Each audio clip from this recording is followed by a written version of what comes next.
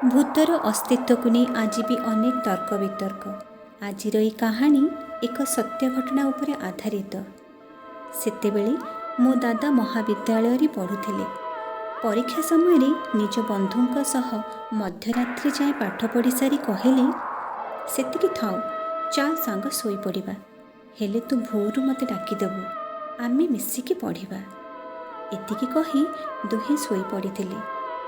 ହଠାତ୍ କିଛି ସମୟ ପରେ ଦାଦାଙ୍କୁ ତାଙ୍କ ସାଙ୍ଗ ପଢ଼ିବାକୁ ଡାକିଲା। ଦାଦା ବିରକ୍ତ ହୋଇ କହିଲେ, ଆଉ ଟିକେ ଶୋଇପଡ଼, ଏତେ ଶୀଘ୍ର କ'ଣ ଡାକୁଛୁ? କେତେ ବାଜିଛି କି?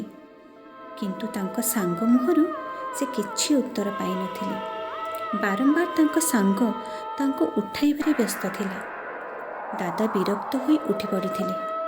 ଅଣ୍ଡାଳି ଅଣ୍ଡାଳି ଲାଇଟ୍ ସୁଇଚ୍ଟି ଅନ୍ କରିବାକୁ ଯିବା ସମୟରେ ସେ ତାଙ୍କ ସାଙ୍ଗ ଶୋଇଥିବା ଖଟରେ ଝୁଣ୍ଟି ପଡ଼ିଥିଲେ ଓ ତାଙ୍କ ସାଙ୍ଗ ପାଦ ଉପରେ ପଡ଼ିଯାଇଥିଲେ।